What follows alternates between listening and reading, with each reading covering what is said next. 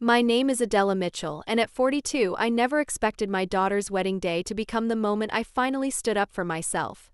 When the Bradford family treated me like kitchen help at Emma's wedding, they had no idea they were humiliating the CEO of a company that had just signed a $50 million contract with their empire.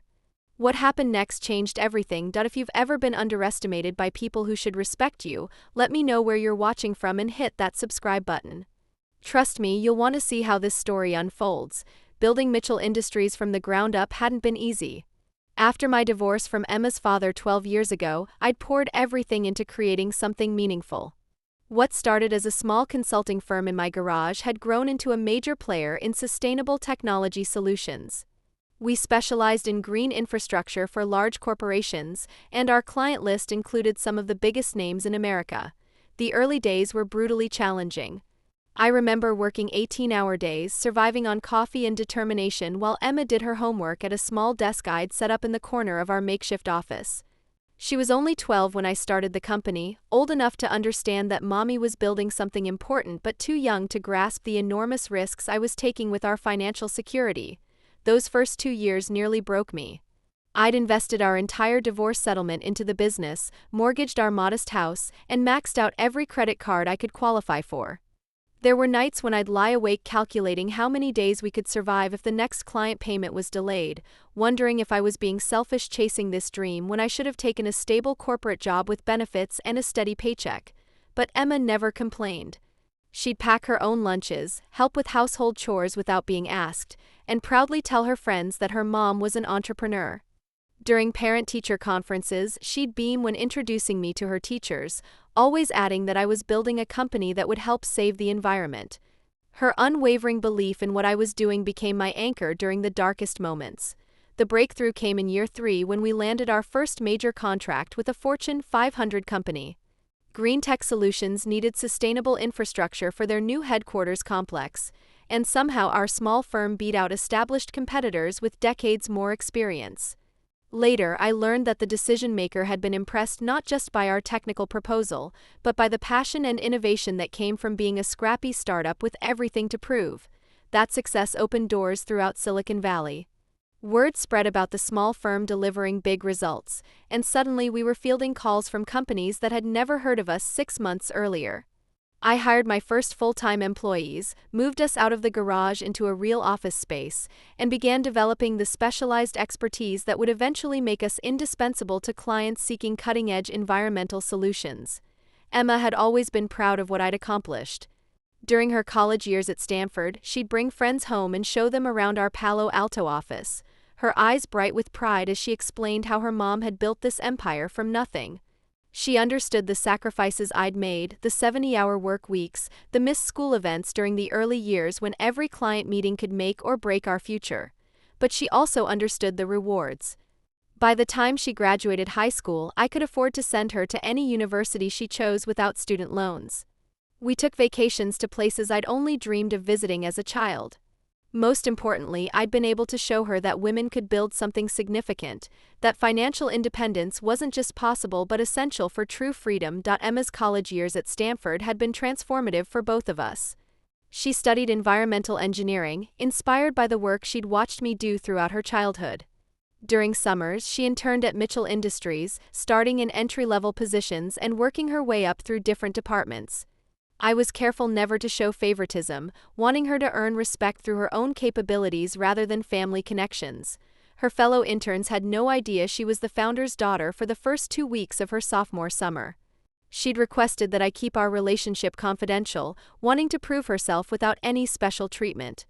When her supervisor finally discovered the connection, he told me privately that Emma was already being discussed as one of the most promising interns they'd ever had. "She has your drive," he'd said, "but also a collaborative spirit that puts everyone around her at ease. She's going to be formidable in whatever field she chooses." That assessment proved prophetic. Emma excelled in her engineering courses, published research on sustainable urban planning as an undergraduate, and graduated summa cum laude with job offers from 3 major firms. But she surprised everyone, including me, by choosing to work for a nonprofit focused on bringing clean water technology to developing countries. "I want to use what I learned watching you build something meaningful," she'd explained over dinner the night before graduation. But I want to do it in a way that directly helps people who don't have other options. I'd never been prouder of her than in that moment. She'd absorbed not just the business lessons I'd tried to teach, but the deeper values about using success to create positive change in the world. The Bradford family was different from everyone in our circle. They represented old money, generational wealth that had never known the struggle of building something from scratch. Richard Bradford owned Bradford Holdings, a real estate empire worth over $2 billion that his grandfather had founded in the 1920s.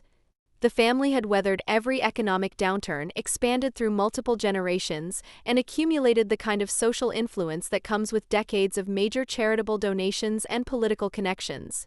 His son Ryan was everything you'd expect from that background: charming, well-educated, and completely unaware of what it meant to work for anything. He'd attended exclusive private schools, spent summers at the family compound in the Hamptons, and never held a job that wasn't created specifically for him within the family business structure. When Emma first brought Ryan home 2 years ago, I tried to keep an open mind. The differences in their backgrounds were obvious, but Emma had always been attracted to people who challenged her perspectives. Ryan seemed genuinely caring toward my daughter, and that mattered more to me than his privileged upbringing. Emma was radiant around him, and after watching her navigate a few disappointing relationships in college, seeing her this happy was all I needed. But I'd noticed things. The way Ryan casually mentioned expenses that represented months of budget planning for most families. His assumption that everyone had trust funds and family connections to fall back on. The subtle condescension when he asked about my little business, as if Mitchell Industries was a hobby rather than a company employing over 200 people. Ryan wasn't malicious, just unconsciously entitled in the way that people raised with infinite resources often become. He genuinely couldn't understand why Emma insisted on paying her own rent when her trust fund could easily cover a luxury apartment, or why she chose to work for a nonprofit when she could have joined Mitchell Industries in an executive role. "She's so dedicated to proving herself," he'd told me once, his tone suggesting this was an admirable but unnecessary quirk. "I keep telling her she doesn't need to work so hard. Our family has enough for both of us to live very comfortably." Emma had found this attitude frustrating but not relationship-ending. She'd grown up watching me build something from nothing, understanding that financial independence meant more than just having money. It meant having choices, dignity, and the power to walk away from situations that demanded too much compromise. The engagement happened exactly as you'd expect from the Bradford family. Ryan proposed during a family vacation to the Hamptons, with a ring that probably cost more than most people's annual salaries. The Bradford family immediately took control of wedding planning, insisting on an elaborate affair at their Napa Valley estate. Patricia Bradford, Ryan's mother, approached wedding planning like a military campaign. She had spreadsheets tracking every detail, a team of coordinators handling different aspects of the event, and very definite opinions about how things should be done. Emma was caught up in the fairy tale of it all, and I didn't want to dampen her excitement by pointing out how marginalized I felt in the planning process. The guest list became a particular source of tension. Patricia had insisted on inviting everyone who matters in their social and business circles, which apparently numbered in the hundreds. When I suggested including some of Emma's college friends or my business associates, Patricia would smile tightly and mention budget constraints, despite the fact that no expense seemed too great for the Bradford family's preferred guests. "We need to maintain a certain standard," Patricia had explained during one particularly frustrating planning session. "Emma's wedding will be talked about for years. We can't have it looking like we've scrimped on quality or appropriateness." The word appropriateness hung in the air like a threat. What she meant was that my people, hard-working professionals who'd built their success through merit rather than inheritance, might not blend seamlessly with the country club crowd she was determined to impress. What the Bradford family didn't know was that 6 months before the wedding, Mitchell Industries had entered into negotiations with Bradford Holdings. They needed sustainable infrastructure solutions for a massive mixed-use development project in Austin, Texas. The contract was worth $50 million over 3 years, representing the largest deal in my company's history. The Austin project was exactly the kind of challenge my team excelled at solving. The development would include residential towers, commercial spaces, and recreational facilities, all designed to achieve the highest possible environmental certification standards. Bradford Holdings had gotten our name from another client who'd been impressed with our work on a similar project in Portland. the negotiations had been handled entirely through our respective legal teams and project managers. Richard Bradford and I had never met face to face during the process. The contracts were signed electronically, with our lawyers managing all communications. It was purely business, completely separate from our children's relationship, just two companies finding mutually beneficial terms for a complex project. I'd mentioned the Bradford Holdings contract to Emma in passing, but she'd been so focused on wedding planning that it didn't register as significant. Why would it? She had no reason to connect her fiancé's family business with one of my company's clients. The wedding planning had consumed her attention completely, and I'd been careful not to burden her with business details during what should have been one of the happiest times of her life. The irony of the situation wasn't lost on me. While Patricia Bradford was questioning whether my friends were sophisticated enough for her guest list, her husband's company was paying me millions of dollars for expertise they couldn't find anywhere else. While she was relegating me to the periphery of wedding planning, her family's business empire was depending on my team's innovation to make their most ambitious project successful. But I kept these thoughts to myself. Emma's happiness was more important than my wounded pride, and I was determined not to let family politics interfere with what should have been a celebration of love and new beginnings. The morning of the wedding, I felt a mixture of excitement and melancholy that I imagine most mothers experience when watching their children take this significant step. Emma looked absolutely stunning in her dress, a vision of joy and anticipation that made all the planning stress worthwhile. As I helped her with final touches, adjusting her veil and ensuring every detail was perfect, she squeezed my hand and said, "Mom, thank you for everything. I know it hasn't always been easy raising me alone, but you've given me the strength to believe I deserve this happiness." Those words meant everything to me. Whatever reservations I had about the Bradford family's attitude, seeing Emma this content made every sacrifice worthwhile. I was determined to put aside my discomfort and focus entirely on celebrating my daughter's special day. This was her moment, and I wouldn't let anything diminish the joy she deserved to feel. The ceremony was held in the Bradford's sprawling vineyard, with rows of white chairs arranged beneath towering oak trees that had probably been standing for centuries. It was undeniably beautiful, the kind of setting that belongs in wedding magazines, with professional photographers capturing every angle and detail. The late afternoon light filtered through the leaves, creating a magical atmosphere that seemed designed for this exact purpose. As I watched Emma walk down the aisle, radiant and confident in her decision, I felt overwhelming pride in the woman she'd become.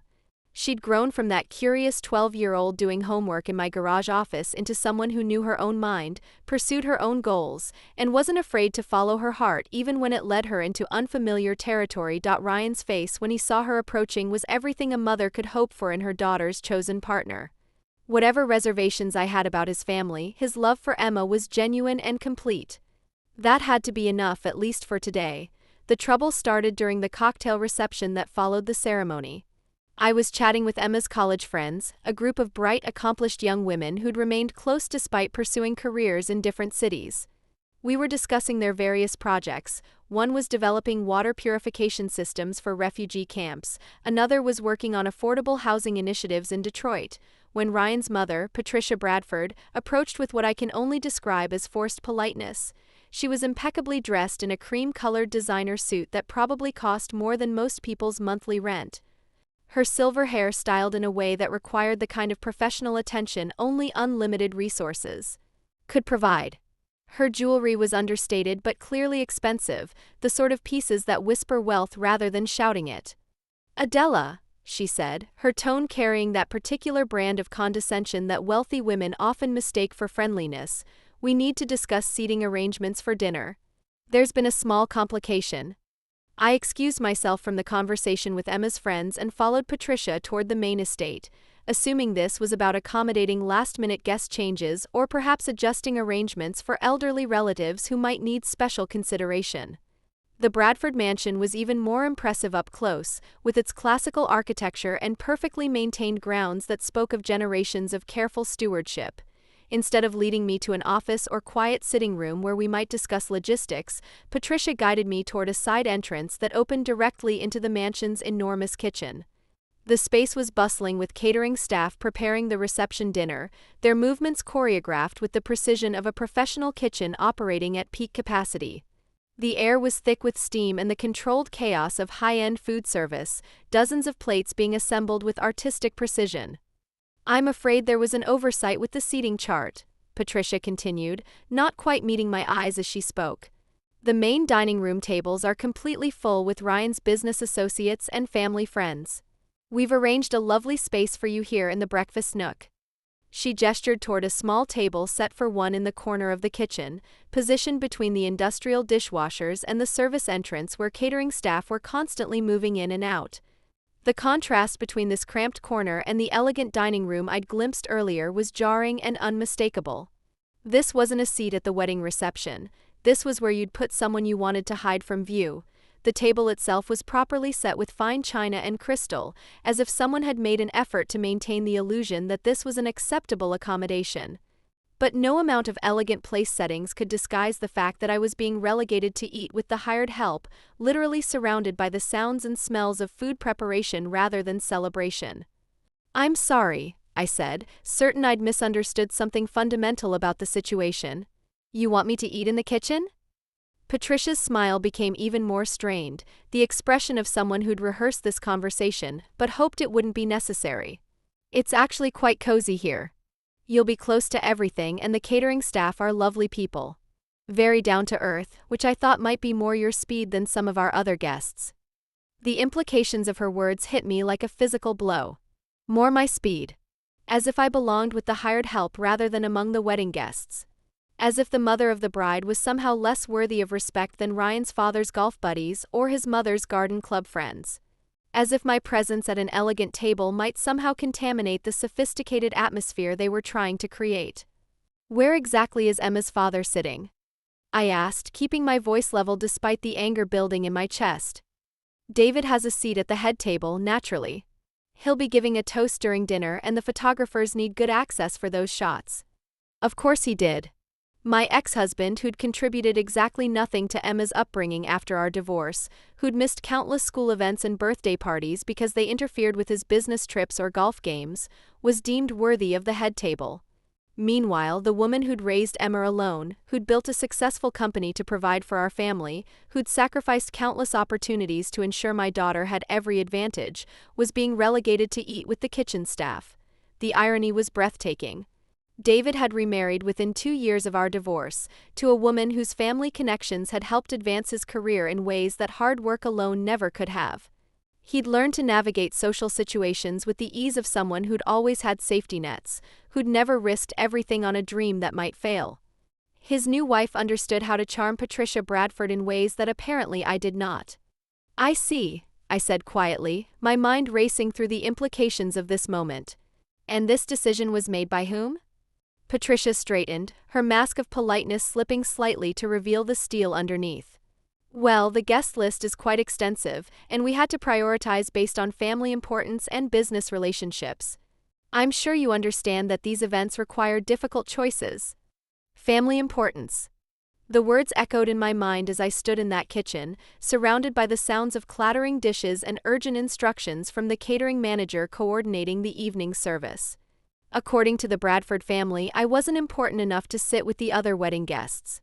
I was an afterthought to be tucked away where their real guests wouldn't have to acknowledge my presence or engage in conversation with someone from such different circumstances. But what Patricia Bradford didn't realize was that her business relationships priority had just backfired spectacularly. She'd made her choice about who deserved respect based on social status and old money connections, completely unaware that the woman she was dismissing controlled a contract worth more to her family's empire than anything else happening at this wedding. That's when I made my decision. Not out of spite or wounded pride, but from a place of absolute clarity about my own worth and what I would and wouldn't accept. I pulled out my phone and scrolled to a contact I'd called many times over the past few months, David Chen, my senior partner and the lead on all major client relationships. "David," I said when he answered, walking toward a quieter corner of the kitchen where the noise of food preparation wouldn't interfere with our conversation. "I need you to draft a contract termination letter for Bradford Holdings. Effective immediately." "Adela? Is everything okay? That's a $50 million contract we're talking about." "I'm aware of the amount. I also need you to prepare alternative proposals for the Henderson Group and Morrison Development. We discussed them as backup options for the Austin project during our last quarterly review. I could hear the concern in David's voice, the careful tone of someone trying to understand a situation that seemed to make no business sense. Are you sure about this decision? Richard Bradford just signed off on the final phase approvals yesterday. We're supposed to begin implementation next week, and the team has been preparing for months. I've never been more sure of anything in my life. Send the termination letter within the hour, and include a clause about our 30-day transition period for any work already completed. We'll honor our professional obligations, but this partnership is over. Can you tell me what's prompting this? The board is going to want an explanation for walking away from our biggest contract. I looked around the kitchen, watching the catering staff work with professional efficiency and dignity, then glanced toward the dining room where the Bradford family's preferred guests were already being seated at beautifully appointed tables with crystal chandeliers and fresh flowers. Tell the board that we've discovered a fundamental incompatibility in values. Sometimes the cost of doing business becomes too high when it requires accepting unacceptable treatment. After ending the call, I stood in that kitchen for a moment, watching the controlled chaos of dinner preparation and thinking about the choice I'd just made. These were hard-working people doing their jobs with pride and skill, and there was absolutely nothing wrong with sharing space with them. What was wrong was the assumption that I belonged here instead of celebrating my daughter's wedding with the other guests, that my achievements and contributions could be dismissed based on social prejudices and inherited wealth. That I walked back to where Patricia was arranging flowers at the breakfast nook table, clearly expecting me to accept my assigned place without further complaint. Her expression was one of smug satisfaction, as if she'd successfully managed a delicate situation by putting me in what she considered my proper place. "Patricia," I said, my voice calm but carrying an edge she hadn't heard before, "I wanted to let you know that I won't be staying for dinner after all." Her eyebrows rose in surprise, and for the first time, she seemed to realize that this conversation wasn't going exactly as she'd planned. "Oh? Is everything all right? I thought we'd resolved the seating situation quite nicely." "Everything's fine from my perspective. I just realized I have some urgent business to attend to that can't wait until tomorrow. Please give Emma my love and tell her I'll call her first thing in the morning." I turned to leave, but Patricia's voice stopped me. There was something sharper in her tone now, a hint of the authority she was accustomed to wielding without question. "Surely your business can wait until tomorrow? This is your daughter's wedding day. Family should come first." I faced her again, and for the first time since we'd met, I saw uncertainty flickering in her expression. She was beginning to sense that this interaction wasn't following her expected script. "You're absolutely right. This is my daughter's wedding day. And I refuse to spend it being treated as less than worthy of basic respect." The walk back through the reception area felt surreal. Guests were mingling on the terrace, champagne glasses catching the late afternoon sunlight, everyone dressed in their finest and radiating the kind of casual elegance that significant money can create. Conversations flowed around topics like upcoming trips to Europe, children attending Ivy League schools, and business deals conducted through family connections rather than competitive bidding. I spotted Emma near the fountain, laughing with her bridesmaids, completely unaware of the drama unfolding behind the scenes. She looked radiant in her wedding dress, surrounded by young women who'd supported her through college and the early years of her career. This was exactly how her wedding day should look, filled with joy, love, and celebration. That I caught her eye and walked over, my heart breaking at the thought of leaving her celebration early, but knowing that staying would mean accepting treatment that I wouldn't tolerate in any other context. I'd worked too hard building my self-respect to compromise it for anyone's convenience, even my daughter's in-laws. "Mom," Emma beamed as I approached, her happiness infectious even in my current state of mind. "Isn't this incredible? I feel like I'm living in a fairy tale. Everything is so perfect." "You look absolutely radiant, sweetheart," I said, embracing her carefully to avoid disturbing the intricate beadwork on her dress. "This is everything you dreamed of and more." Something in my tone must have alerted her, because her expression shifted to concern. Emma had always been perceptive, able to read my moods even when I tried to hide them. "Are you okay? You seem different somehow. Did something happen?" "I'm perfectly fine. I just got a call about an urgent work situation that I need to handle personally. I hate to leave early, but this can't wait until Monday." Emma's face fell, and I could see the disappointment warring with understanding in her expression. "On my wedding day? Mom, surely whatever it is can wait until tomorrow. This is supposed to be our celebration. The irony wasn't lost on me. My daughter was upset about me leaving for business, while her new in-laws had literally seated me in their kitchen. But I couldn't explain the real situation without potentially ruining her perfect day, and that was the last thing I wanted to do. It's a time-sensitive client issue that could affect several people's jobs if it's not handled immediately, I said, which was technically true.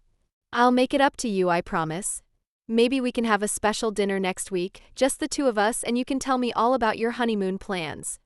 Emma hugged me tightly, and I could feel her wedding dress rustling against my own formal attire. I love you, Mom. Thank you for everything you've done to make this possible. I know how hard you've worked to give me this kind of life. If only she knew that what had made this wedding possible was about to become impossible for someone else entirely. I found Ryan near the bar, engaged in animated conversation with a group of groomsmen who looked like they'd stepped out of a country club catalog. They were discussing golf handicaps and investment strategies with the casual confidence of people who'd never worried about money a day in their lives. Ryan was a nice enough young man, and none of this was his fault. The sins of the family shouldn't fall on his shoulders. Ryan, I said, interrupting the conversation with the same composed demeanor I used in important business negotiations, could I speak with you privately for a moment? He followed me to a quieter area near the vineyard's edge, his expression curious but friendly. Whatever his family's faults, Ryan had always treated me with basic courtesy. Is everything okay, Mrs. Mitchell? You look like something's bothering you. I wanted to let you know that I'm leaving early due to a work emergency. Please take care of Emma, and know that despite everything, I'm genuinely happy that she found someone who loves her the way you do. Ryan's brow furrowed in confusion. Despite everything? I'm not sure I follow what you mean. I paused, choosing my words carefully. I didn't want to poison his relationship with his parents, but I also felt he deserved some understanding of what had just transpired. Your family has certain expectations and traditions that come from generations of privilege. I hope that as you and Emma build your life together, you'll remember that respect isn't determined by bank account balances or family pedigree. Before he could respond with questions I wasn't prepared to answer, I was walking toward the parking area, my phone already buzzing with calls from David Chen. The contract termination letter had been sent, and apparently Richard Bradford was not taking the news well. Adela, David's voice was tight with stress when I answered while unlocking my car. Richard Bradford is calling every 10 minutes demanding to speak with you personally. He's threatening legal action, claiming we can't terminate without cause. Did you include the clause about creative differences and strategic realignment that we discussed for these types of situations? I asked, sliding into my car and starting the engine with hands that were steadier than I'd expected. Yes, but he's not accepting that explanation. He wants to know what really happened to change your mind so suddenly. His lawyers are reviewing the contract for any termination penalties we might owe, and they're talking about filing an injunction to prevent us from withdrawing from the project. I smiled grimly as I drove down the winding road away from the Bradford estate, leaving behind not just a wedding reception but an entire way of thinking about my place in the world. He won't find any penalties. I wrote those contracts myself, remember? We included broad termination rights for both parties specifically to avoid these kinds of disputes. It's ironclad. My phone continued ringing throughout the drive home. Richard Bradford's number appeared repeatedly, followed by calls from his lawyers, then from business associates who'd apparently been contacted about the situation. I ignored them all, letting each call go to voicemail while I processed what had just happened and what it would mean for my company's future. At home, I poured myself a glass of wine and sat on my deck overlooking the San Francisco Bay. The view from my house was spectacular, earned through 15 years of building something meaningful from nothing. I'd never felt more certain of a business decision in my life, even though it meant walking away from the largest contract Mitchell Industries had ever signed. The voicemails, when I finally listened to them an hour later, were predictably outraged. Richard Bradford's voice grew increasingly angry with each message, progressing from confusion to indignation to barely controlled fury. By the sixth message, he was demanding I call him immediately to resolve this misunderstanding before it damages both our companies irreparably. The seventh message was different. Richard's tone was more measured, though still tense with barely concealed frustration. Ms. Mitchell, I believe there may have been some kind of miscommunication today. I understand you left Emma's wedding early, and I'm wondering if that's connected to this contract situation. Please call me so we can discuss this like the professionals we both are. I deleted all the messages without responding. If Richard Bradford wanted to understand what had happened, he could start by having an honest conversation with his wife about kitchen seating arrangements and what they revealed about his family's values. Emma called later that evening, her voice bubbling with excitement about the reception, the dancing, the elaborate toasts that had apparently continued well into the night. She mentioned that several guests had asked about my early departure, and that Ryan's family seemed genuinely concerned about the business emergency that had called me away. Was it really that urgent, Mom? She asked, and I could hear the slight worry in her voice. Ryan's father kept asking if there was anything he could do to help with whatever crisis you were dealing with. He seemed genuinely concerned about you. It was handled appropriately, I told her simply. How was the rest of the evening? Did you have the magical night you've been planning for months? She launched into detailed descriptions of the dinner, the band that had played until midnight, the surprise fireworks display that had ended the festivities. Listening to her joy, I felt confident that leaving early had been the right choice. Her wedding day remained perfect in her memory, unmarred by the knowledge of her mother being treated as a second-class guest by her new family. The real fireworks began the next morning. David Chen called at 7 a.m., his voice mixing professional concern with barely concealed awe at the situation that had developed overnight. Adela, the Bradford situation has escalated significantly. Richard Bradford showed up at our offices at 6:30 this morning, demanding an immediate meeting with you. Security had to escort him out when he refused to leave without speaking to you personally. I settled into my home office chair, not entirely surprised by this development but curious about how far Richard Bradford would go to understand what had prompted such a drastic business decision. What exactly did he say to our security team? He claims this is about more than business. He kept insisting that something happened at the wedding yesterday, that his family somehow offended you personally. He's demanding the opportunity to make things right, whatever that means. And what did you tell him about our company's position? That all business communications need to go through our legal department, and that our termination of the contract stands regardless of personal circumstances. But Adela, he seemed genuinely distressed, not just angry about losing the deal.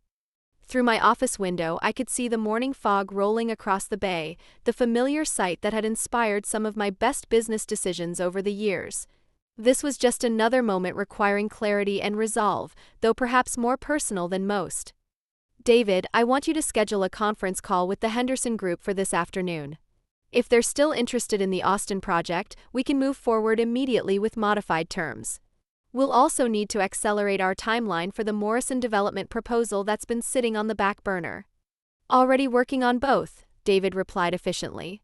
But Adela, we should discuss the potential ramifications of losing the Bradford contract. They have significant influence in the real estate industry, and word of this termination is already spreading through professional networks.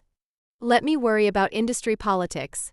Your job is to secure new partnerships that align with our company values. Speaking of which, I want to implement a new policy going forward. I outlined my thoughts about incorporating respect and dignity clauses into all major contracts, provisions that would allow us to terminate partnerships if our team members were subjected to discriminatory treatment during the course of business relationships.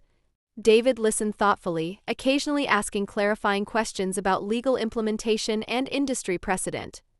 It's unusual, he admitted, but not unprecedented. Several firms have started including similar provisions, especially after some high-profile incidents in other industries. It might actually become a competitive advantage if we position it correctly. My doorbell rang just as we were ending the call, the sound echoing through my house with an urgency that seemed inappropriate for a Sunday morning.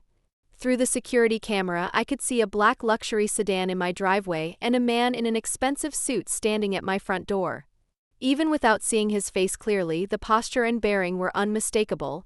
Richard Bradford had somehow obtained my home address and was making a personal appeal that I considered not answering, but curiosity got the better of me. This man had just lost a $50 million contract and was personally pursuing an explanation rather than handling the situation through corporate channels. That took either tremendous arrogance or genuine desperation to understand what had gone so wrong. Richard Bradford looked older than his 62 years when I opened the door, his silver hair perfectly styled, but his face showing the strain of a sleepless night spent trying to understand how a sure thing had become a disaster. When our eyes met, his expression was a mixture of confusion, frustration, and something that might have been grudging respect. "Ms. Mitchell," he began, his voice carefully controlled despite the obvious stress he was experiencing, "I apologize for showing up at your home unannounced, but I need to understand what happened yesterday that could have prompted such a drastic business decision. What did your wife tell you about the events at the reception?" I asked, not inviting him in but not closing the door either. His jaw tightened slightly and I could see him choosing his words carefully.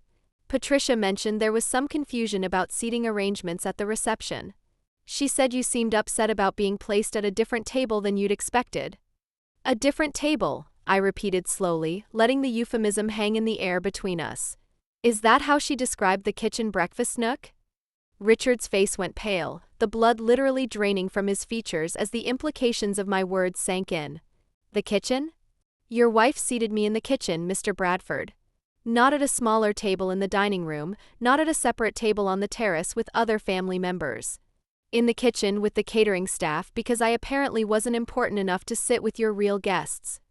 I watched him process this information, his expression shifting from confusion to horror to something approaching understanding of the magnitude of his family's mistake. He closed his eyes briefly, and when he opened them, he looked like a man who just realized that his family's prejudices had cost him far more than he could have imagined. "I had no idea," he said quietly, his voice carrying what sounded like genuine shock. "Patricia handles all social arrangements and I trusted her judgment completely. I never would have approved of treating Emma's mother that way regardless of any other considerations." "But you would have approved of treating someone else's mother that way?" I asked pointedly. "The issue isn't that I'm Emma's mother, Mr. Bradford. The issue is that your family believes some people are worth less than others based on their bank accounts or social standing." Richard leaned against the doorframe, suddenly looking every one of his 62 years and more. The confident bearing that came from a lifetime of privilege had crumbled, replaced by the uncomfortable realization that his family's values had consequences beyond hurt feelings. "You're absolutely right," he said finally, his voice heavy with something that might have been shame. "And I understand why you terminated our contract. If I'm being completely honest, I probably would have done the same thing in your position." "No," I said firmly, crossing my arms and meeting his gaze directly, "you wouldn't have. Because you've never been in a position where someone treated you as less than worthy of basic respect. You've never had to choose between accepting humiliation or standing up for your dignity. You've never had to prove your worth to people who decided before they met you that you didn't deserve their consideration." We stood there in my doorway for a long moment, two successful business people separated by vastly different life experiences and the gulf that wealth and privilege can create between human beings. Richard Bradford had inherited his wealth and power, grown up assuming his place at every table, never questioning whether he belonged. I had built mine from nothing, fighting for every opportunity, earning respect through achievement rather than expecting it through birthright. "Is there anything I can do to make this right?" he finally asked, and for the first time since I'd known of his existence, he sounded genuinely humble. "Not the contract necessarily, but the way you were treated at what should have been a celebration of our children's union." I considered his question carefully, weighing the sincerity in his voice against years of experience with wealthy people who said the right things but rarely followed through with meaningful change. "You can start by having an honest conversation with your wife about why she thought it was appropriate to seat a wedding guest in the kitchen. And you can think seriously about whether the values that guided that decision are really the ones you want representing your family business." Richard nodded slowly, his expression suggesting he was already dreading that conversation. "For what it's worth, I did research Mitchell Industries thoroughly after we signed the contract. What you've accomplished in 15 years is remarkable by any standard. Building a company of that caliber from nothing requires extraordinary vision and determination." "It is remarkable," I agreed without false modesty.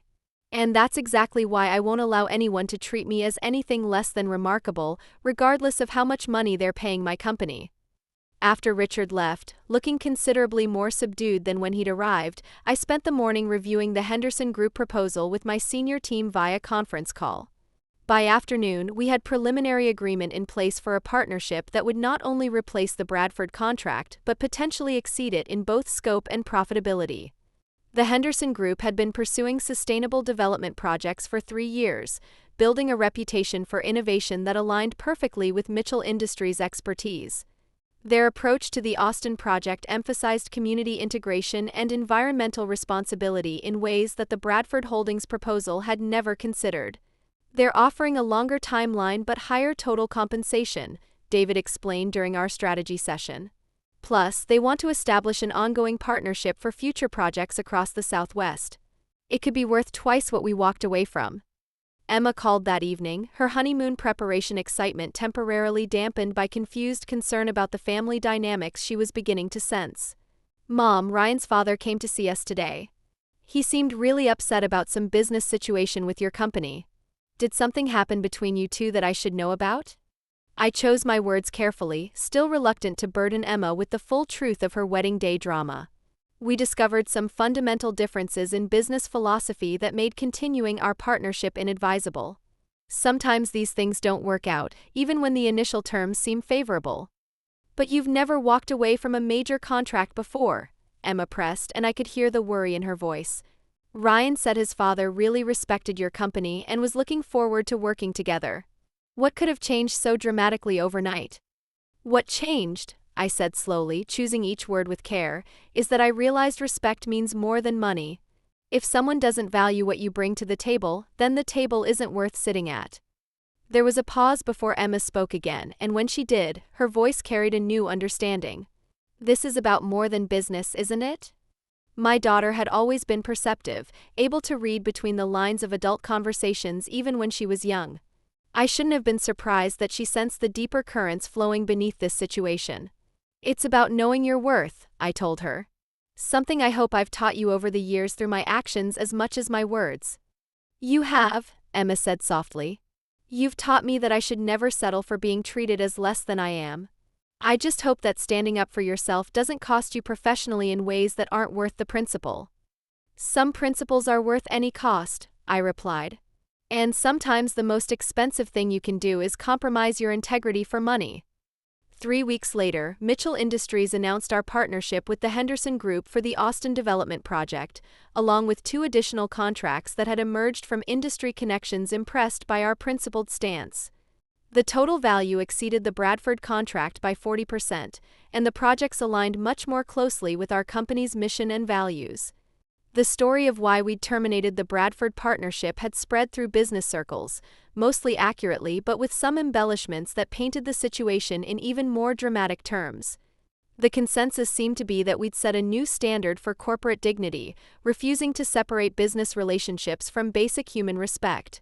Several other firms reached out to discuss similar values-based partnerships, suggesting that our stance had resonated beyond just the immediate industry. We began receiving inquiries from companies that specifically wanted to work with a firm that prioritized dignity and mutual respect alongside technical expertise. Emma and Ryan returned from their honeymoon in Italy with tans and smiles, but also with news that surprised me. They decided to postpone moving into the Bradford family compound, choosing instead to rent a modest apartment in the city where they could start their marriage on their own terms. "We realized we needed some independence," Emma explained when they came for dinner at my house. "Some distance from family expectations and dynamics that might not be healthy for us as a couple." Ryan looked uncomfortable but resolute as he added, "My mother wasn't happy about our decision, but Emma helped me see that we need to establish our own values rather than just inheriting them from our families." I looked at my daughter with fresh pride, realizing she'd learned the lesson I'd tried to teach through my actions. That sometimes the most loving thing you can do is refuse to enable behavior that diminishes everyone involved. The Bradford family's response to these developments was mixed. Patricia never reached out directly, but I heard through mutual acquaintances that she'd been forced to confront some uncomfortable truths about her treatment of people she considered beneath her social status. Richard, to his credit, made genuine efforts to understand what had gone wrong. He sent a formal letter acknowledging that his family had treated me inappropriately and expressing hope that Emma and Ryan's relationship wouldn't be permanently damaged by the situation. 6 months later, Patricia Bradford sent me a handwritten note. It was formal and stilted, but contained what seemed like a genuine apology for the wedding seating incident. She acknowledged that her decisions had been inappropriate and hurtful, and expressed hope that our families could find a way to coexist respectfully for the sake of our children's marriage. I never responded to the note, but I kept it as a reminder that even small acts of courage can ripple outward in unexpected ways. Standing up for myself in that kitchen hadn't just protected my dignity, it had apparently prompted some uncomfortable but necessary self-examination in the Bradford family. The Henderson Group partnership exceeded all expectations, leading to additional projects and industry recognition that elevated Mitchell Industries to new heights. More importantly, it attracted clients who valued innovation, integrity, and mutual respect, exactly the kind of partnerships I wanted to build for the future. Emma and Ryan's marriage thrived in their independent apartment, away from the social pressures and hierarchies that had dominated the Bradford family dynamics for generations. They visited regularly, and I watched my daughter grow more confident in her own judgments, more willing to challenge expectations that didn't align with her values. A year after the wedding, Emma shared something that crystallized everything I'd hoped to teach her about self-worth and dignity. "You know what I realized, Mom?" she said during one of our weekly dinners. "When you left the wedding early, I was disappointed because I wanted you there with me. But now I understand that you were teaching me something more important than family obligation. You were showing me that love doesn't mean accepting unacceptable treatment, even from family." Looking back on that wedding day, I sometimes wonder what would have happened if I'd simply accepted the kitchen seating and stayed quiet. I would have kept a lucrative contract, avoided family drama, and maintained the peace that everyone seemed to value above truth and dignity. But I also would have taught my daughter that success means accepting disrespect when it's financially convenient. I would have shown her that a woman's worth is negotiable, dependent on the circumstances and the people doing the evaluation. I would have demonstrated that business success comes at the cost of personal integrity. Instead, I showed her that some lines can't be crossed, regardless of the financial consequences. I demonstrated that dignity isn't a luxury reserved for special occasions, but a requirement for every interaction. And I proved that sometimes the most powerful response to being underestimated is simply refusing to participate in your own diminishment. The Bradford family learned that treating people poorly has consequences beyond hurt feelings. They discovered that success built on the assumption that others will tolerate disrespect is ultimately unsustainable. And they found out that sometimes the person you're dismissing has more power than you realized. As for me, I learned that the most important contracts aren't written on paper, but live through daily choices about how we treat each other and how we allow ourselves to be treated. The moment I walked out of that kitchen, I stopped being someone who happened to have success and became someone who insisted on being treated with the respect that success should command. Emma now works for Mitchell Industries, having joined the company 2 years after completing her nonprofit work. She brings the same values-driven approach to business that she learned watching me build the company, but with an added emphasis on social responsibility that comes from her generation's perspective. Together, we've expanded the company's mission to include pro bono work for organizations that can't afford our services but whose projects align with our environmental goals. It's become one of our most fulfilling initiatives, and it attracts employees who share our commitment to using business success as a platform for positive change. The wedding incident, painful as it was, became a defining moment not just for me but for my family's legacy. It established principles that now guide every decision we make, both personally and professionally. We've created a company culture where respect and dignity aren't negotiable, where success is measured not just in profits but in the positive impact we have on everyone we work with. If you've ever found yourself in a situation where you had to choose between financial gain and personal dignity, I hope my story reminds you that your worth isn't determined by other people's recognition of it. Sometimes the most profitable decision you can make is the one that costs you money but gains you something far more valuable: unshakable self-respect. The most successful people aren't those who never face disrespect, but those who refuse to accept it regardless of the consequences. True power lies not in having enough money to demand respect, but in having enough self-worth to walk away when respect isn't offered freely. What would you have done in my situation? Have you ever had to walk away from opportunity because the terms demanded too much of your dignity? Share your experiences in the comments below, and don't forget to subscribe for more stories about standing up for what matters most. Remember, the most valuable contracts we make are with ourselves. promises to never compromise our fundamental worth for anyone else's comfort or convenience. Honor those contracts, and success will follow in ways that money alone could never provide.